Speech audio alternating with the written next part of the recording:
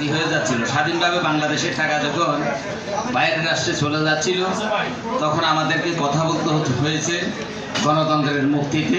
তখন থেকে আমরা এই কথা বলা শুরু করছি। যেহেতু আমরা আগে বাংলাদেশের নাগরিক, তারপরে সাংবাদিক। বাংলাদেশ সেক্রেটারি এট জার্নালিস্ট অ্যাসোসিয়েশন জেস এর আজকের এই আলোচনা ইফতার পার্টি আমি সভাপতি, প্রধান অতিথি, সাংবাদিকবৃন্দ, যারা মেহমান আগত সকলকে আমি সালাম জানাচ্ছি, আসসালামু আলাইকুম। এখন আমরা যদি বক্তব্য দিই, আমাদের দুর্নীতিবাজদের বিরুদ্ধে আমরা যখন বক্তব্য দিই আমাদের কাছে ফোন আসে, আপনি সাবরিনার বিরুদ্ধে কেন কথা বললেন?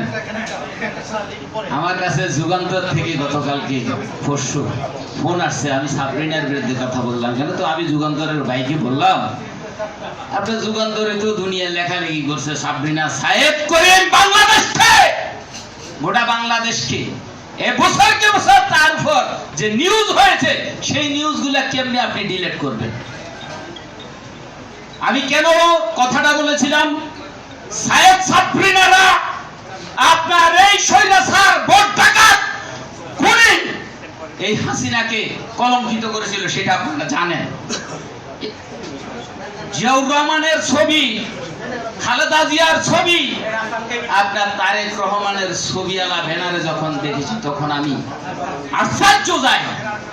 এই কলঙ্কিত লোকেরা আপনারা ঘরে বসে এখন তসবিহ গুনবেন, তসবিহ পড়বেন, না হলে আপনারা আওয়ামী লীগ করলে ওম নমঃ তস্মরে ভগবতে গীতা পড়বেন। আপনারা বাংলাদেশ জাতীয়তাবাদী দল বিএনপিতে আসার কোনো প্রয়োজন নাই। আমি বলছি বাংলাদেশ আওয়ামী লীগের বলেছি, আপনাদের এখন রাজনীতি কবর হয়ে গেছে। শেখ হাসিনা বাংলাদেশ থেকে পালিয়ে গিয়েছে, এই দেশে শেখ হাসিনা আসতে পারবে না।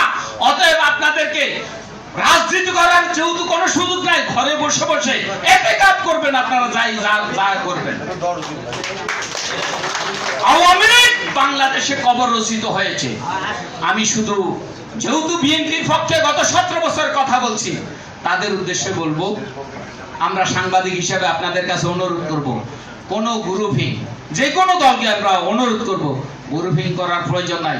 শান্তিপূর্ণ নির্বাচনের জন্য, একমাত্র শান্তিপূর্ণ নির্বাচনের জন্য আমরা এই হাসিনা সরকারকে বিতাড়িত করেছি বাংলাদেশ থেকে। একটি নিরপেক্ষ নির্বাচন দাবি করে আমি আমার বক্তব্য শেষ করছি। আসসালামু আলাইকুম ওয়া রাহমাতুল্লাহি ওয়া বারাকাতুহু।